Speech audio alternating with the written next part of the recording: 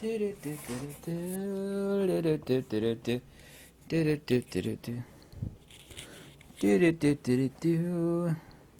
a prime example. I don't know if you know who J.J. Thomson is. He's the guy that's discovered the principle of the electron. Yeah?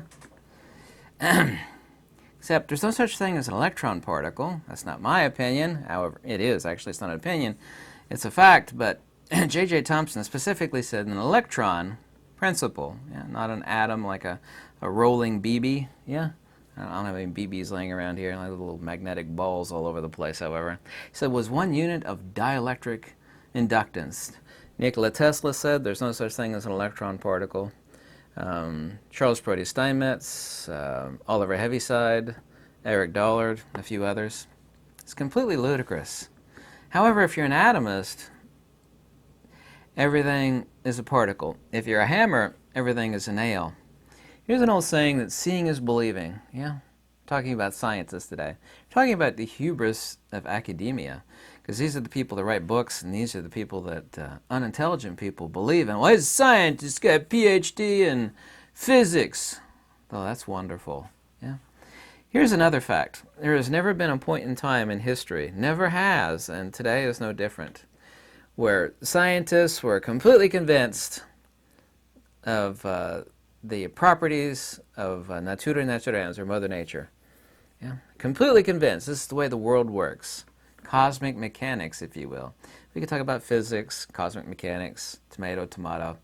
Every time they were proven wrong. Absolutely every time. The same sort of hubris that existed all throughout history exists now. It's completely no different. Everybody gets a PhD now. What they did is they wrote a doctoral thesis. You know, they had tenure, and they were repeating the stuff that they were taught to believe in.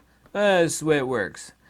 And they confirm each other. It's kind of like, I've seen a picture of this once. There's three dogs. Everybody's seen, a dog sniffing another dog's posterior, right? Well, I see a dog sniffing another dog's posterior, and that dog sniffing another.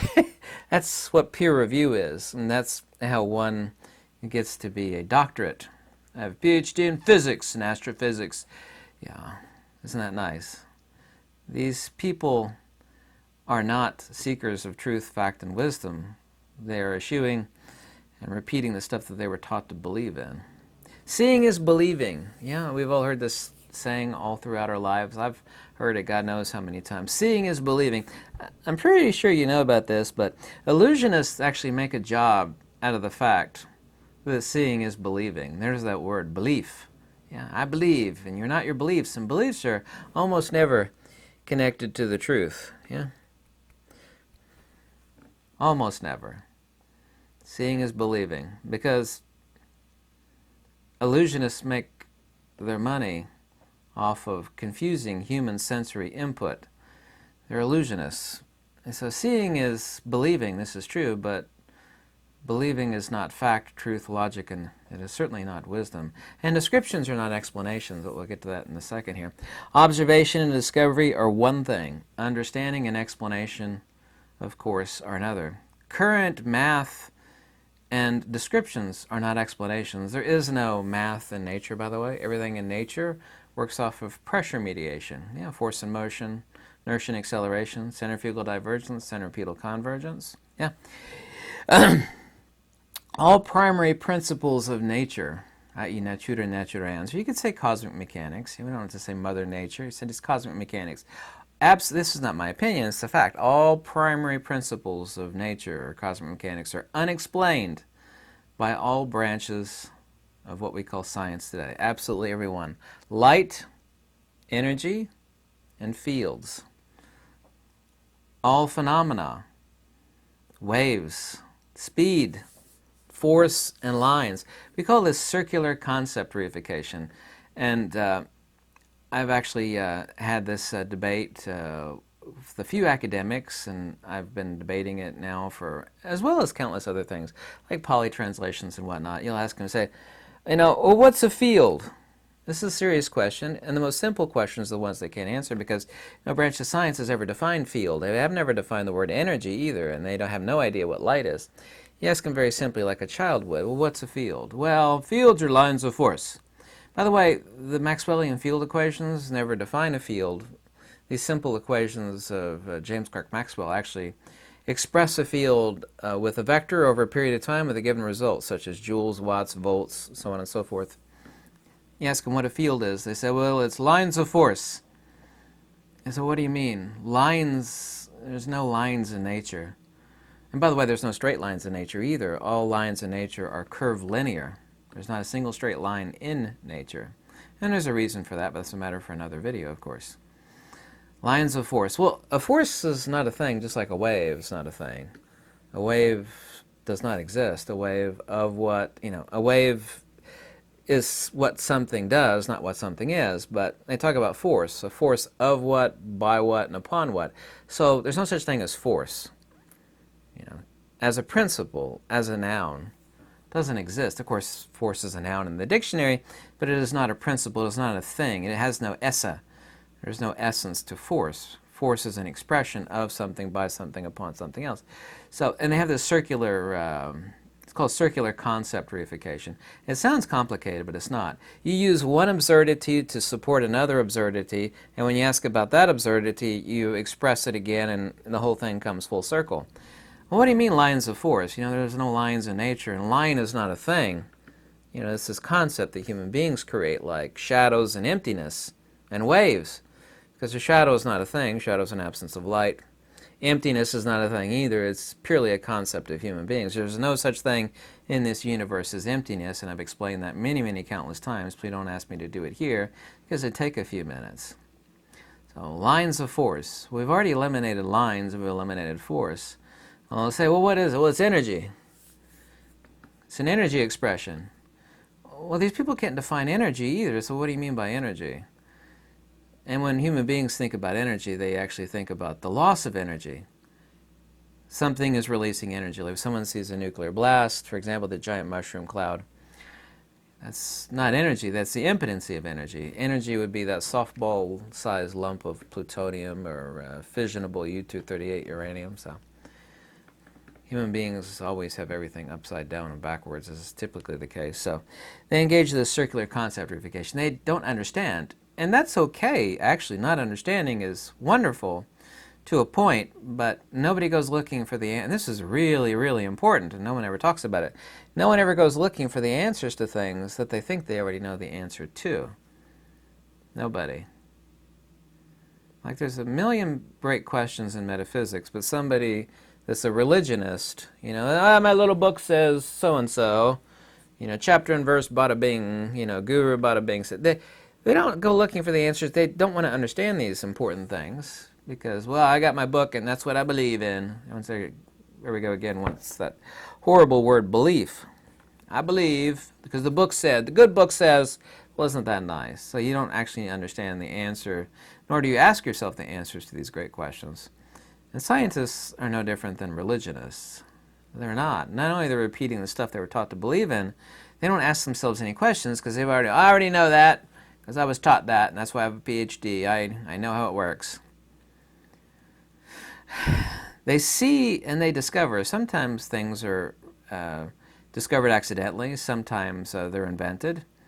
But, and resultantly, they have beliefs based upon, of course, prior beliefs and what they were told to believe in. This is a belief system. It's a religion. Specifically, theirs is a belief system called atomism. Once again, if you're a hammer, everything's a nail. If you're an atomist, everything is certainly so a particle. Atomism is undeniably, not my opinion, a belief system. It has absolutely no basis in fact, not in nature, not in wisdom or reason or logic, none whatsoever. There's no such thing as a photon particle. I know where scientists comes up with das Lichtwand, the idea of the photon, but there's no such thing as a photon particle. Someone, a blind person, for example, had a slap upon the face, they might think, well, something hard hit me, like there's this particle or a rock or something that hit me, and it's an atom, it's concrete. Like, no, it was force of something else.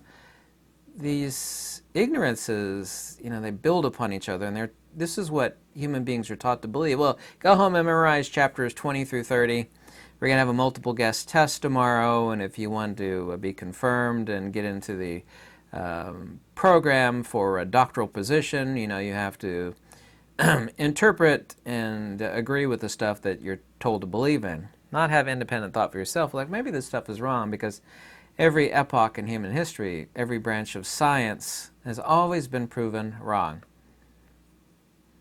And they don't strive towards greater understanding. This is the stuff they believe. It's like, science is imperfect. It would be a wise position. I know the stuff I've been taught, but I'm open to reason and logic that what I've been told to believe in is utter nonsense. I'm open to what is more simple and simplex, because nature must necessitatively, there's that wonderful word, necessitatively, be simple. It's not necessarily simplex, but it is definitely simple. Descriptions are of what? Once again, we got seeing is believing. I see it, and I'm going to describe it. And once again, seeing then becomes descriptive. But descriptions are not explanations, and descriptions are what? I saw this, I saw that. Explanations are the how and the why. Any fool can see something. In the case of an illusionist, like, I saw that guy, saw that chick in half and put her back together again. I saw it. I believe it. It's magic. He's a real magician. It's like, no, he's an illusionist. He's trained to fool your senses. Mother Nature is not out to fool your senses, but you actually have to have laws, reason, and wisdom to interpret what it is you're seeing. Seeing is believing. This is true. But what you see and what you believe is almost never the truth, and it's not logical, and it's not reason, and it's definitely not wisdom. Any fool, like I said, can see anything, and they'll tell you what they see, kind of like the seeing that a lady saw in half, for example. Description. Here's one. It's just a simple example. I ran through the woods, and finding a house, I'm talking to somebody. Yesterday I was up at the farm, and I ran through the woods, and I saw a house, and I climbed up on the roof really quickly. Like, well, that's nice. That's description. Explanation contains logic and reason, and it contains the wisdom of why that happened. It's like, why would you run through the woods and climb up on the roof of a house that you ran across? Like, well, I was in the woods. This is the explanation. I ran through the woods, and here's the logic and the reason and the wisdom. And I saw a great grizzly bear was there, and he started chasing me. So that's why I ran through the woods and climbed up on top of the roof of a house. Because the reasoning for that is that grizzly bears are dangerous. They're deadly, and there's the explanation and the logic and the reason and the wisdom behind what happened. Seeing is believing, and believing is not the truth. Einstein, for example, and his name means fool, Einstein, i.e. one stone. And by the way, you should look up this fact. Everything Einstein is famous for was stolen by him from a great thinker called Henri Poincaré. There's quite a few books written by Henri Poincaré that are free on archive.org. You should probably download them and take a look at least a few of them. A couple of them are really, really great. They're not very hard to understand. They don't contain enormous amounts of math like many of his other books do. So I just wish people would understand this. I have to get back to the primary point at the beginning of this video again. Every fundamental principle of nature and cosmic mechanics, such as light, energy, and the definition of what is a field, are unexplained by every branch of science, and they engage in circular concept reification, and they reify phenomena, things that don't exist. There's a list. There's 9 primary ones. I didn't write them all down here, but 9 primary ones. Waves, speed, force, and lines. These are not things at all. Space and time. I mean, we've grown up with all these idiotic science fiction movies. Like, space and time, we bent it. We traveled through the wormhole and transversed the galaxy. Well, it's completely illogical. Time is not a thing, and time is measure of masses and magnitudes. Every ancient culture, once again, said time is the number 4, and the only number missing in the first 5 digits of the Fibonacci sequence is the number 4. 1, 1, 2, 3, 5. Right? Space is not a thing either. The only time Someone, a nice lady, hand knitted me this. This is a Tesla doll. She also too knitted me an Einstein doll, but we could forget about that loser. Nikola Tesla. The only time Nikola Tesla foams at the mouth, not literally, but essentially foams at the mouth, is against the Einsteinian relativistic principle that space and time are things that could be bent or warped. It's like talking about bending unicorn farts, as I've humorously said, or curling the hair of a leprechaun. It's ludicrous nonsense talk. Space has no properties. Quote, unquote, Nikola Tesla, because space has no properties. Space is no different than a shadow. By the way, space is the after effect of a divergent magnetic field. Yeah, the volume, if you will, of a torus. Not that this is a torus, this is a fake apple, but an apple is essentially an oblate torus. Yeah, the volume of which is space. Not a thing, no different than a shadow. Space is a negative image of inertia. Take a whole video to explain that one. Once again, space is a negative image of inertia. The original definition of inertia, not the later definition, current definition of the connotation of the term inertia has changed. Space and time are not things that could be bent or warped. But we all believe that garbage due to 10 billion science fiction movies, Star Trek, Star Wars, blah, blah, blah. Waves, speed, force, lines, emptiness, all these things that don't exist. They exist in the minds of human beings. They don't exist in the pocketbook or purse of old Mother Nature. You know, the hairy armpit chick with muddy feet and a hemp skirt and dreadlocks. They don't exist in her purse. Her purse is made out of hemp. They don't exist.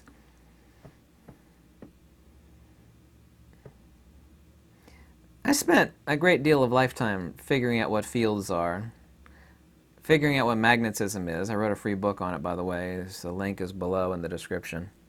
And figuring out what light is. And it is all divinely simple. And I'm not just saying that to flap my lips. It's so simple. And yet explaining seemed to get people to see it is somewhat difficult. You have to work in a chain, but it's like, ask any scientist. I have a PhD in physics. Excuse me, what's a field? They have no idea. You know what a field is? A field is an ether perturbation modality. Kind of like ice, water, and steam are different temperature, pressure modalities of water. All fields are one and the same thing.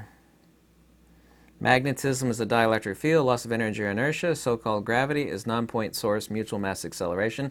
Electricity is a hybrid of dielectricity and magnetism, specifically phi times psi equals Q in Planck of electrification. Everything is one thing. It's a conjugate reality between the dielectric and the magnetic, whose specific field geometries are the hyperboloid and the torus. Yeah, they are both the negative image of each other. Negative image of a hyperboloid, hourglass shape, is a torus. Negative image of torus is a hyperboloid. Superimposition of both is a sphere. Nature is so simple, but human beings are that unwise. Anyway, I hope you liked this video. I hope it cleared a few things up. Thank you for watching, and goodbye.